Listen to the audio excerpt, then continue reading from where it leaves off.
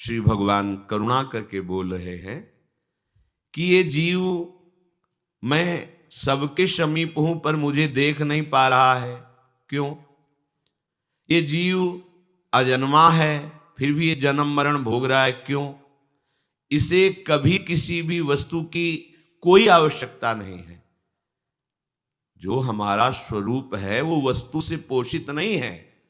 वस्तु से पोषित ये शरीर है और शरीर प्रारब्ध के अधीन है।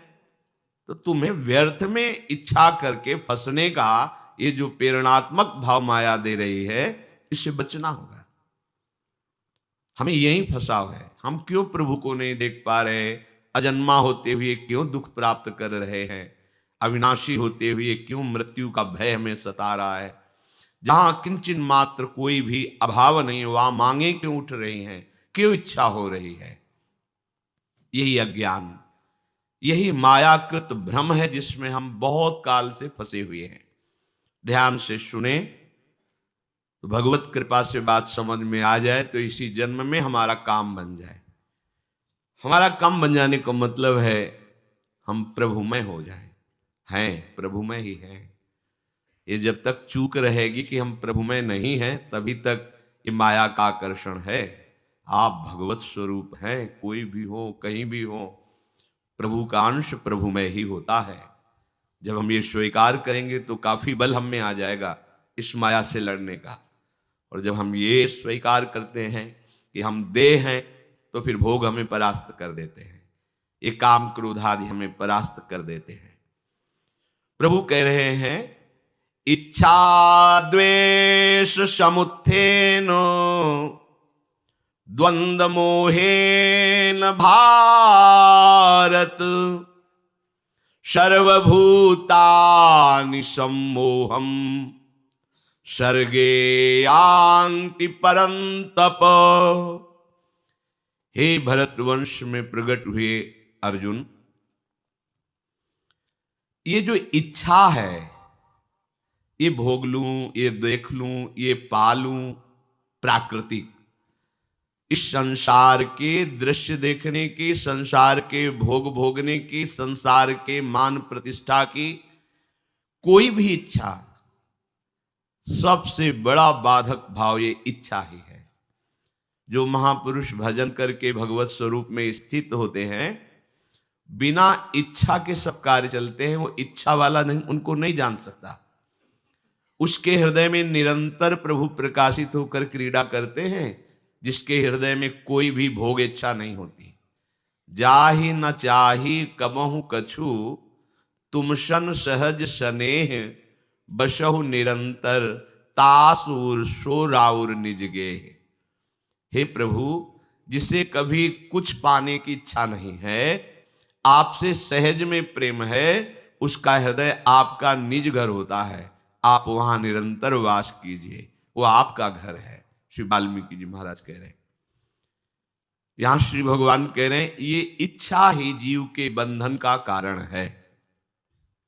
यहां तो इच्छाएं समुद्र की तरंग की तरह अटखेलियां कर रही हैं। जैसे समुद्र में अनंत तरंगे, ऐसे अनंत इच्छाएं, एक दो इच्छा है, अनंत इच्छाएं, ऐसा हो जाए, ऐसा हो जाए, ऐसा हो जाए। अगर कहीं प्रारब्धवशात भगवत इच्छा से ऐसा हो भी जाए तो और भी इच्छाएं। इच्छाओं का कभी अंत नहीं पाया गया। इच्छा त्याग से ही इसका अंत होता है। इच्छाओं की पूर्ति से कभी भी किसी की इच्छा रुकी नहीं है। आज तक इतिहास साक्षी है। हमारी इच्छा पूर्ति हो जाए तो हम फिर भजन करने लगेंगे, ऐसा सोच केवल हो सकती है। पर जहां वो इच्छा की पूर्ति हुई, ताओ और इच्छाएं प्रकट हुई और उसमें फंस गया।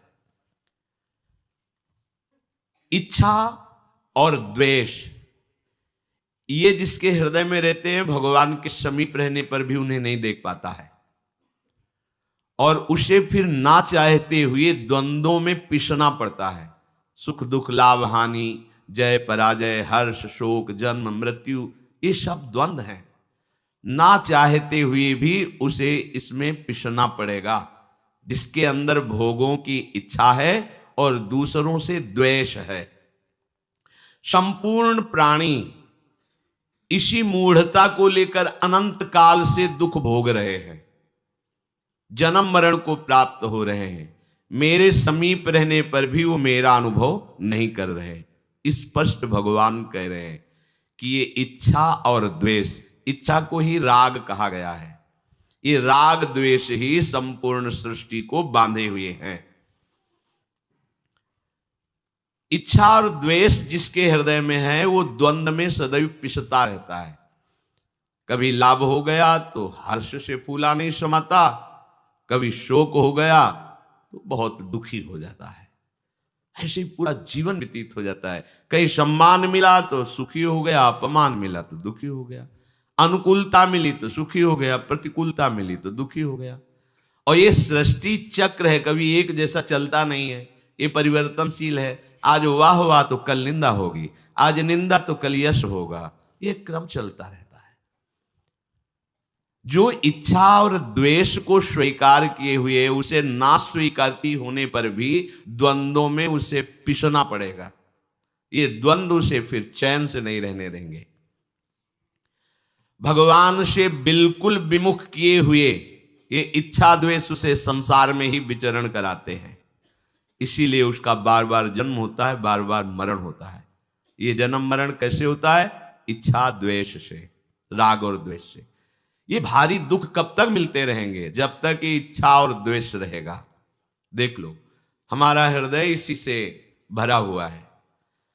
जहां हमारी इच्छा की पूर्ति होती है वहां राग हो गया, अनुकूलता हो गई, प्रियता हो गई। और जहां हमारी इच्छा के विरुद्ध हुआ वहां द्वेष हो गया, प्रतिकूलता हो गई, नफरत हो गई, लड़ाई झगड़ा हो गया।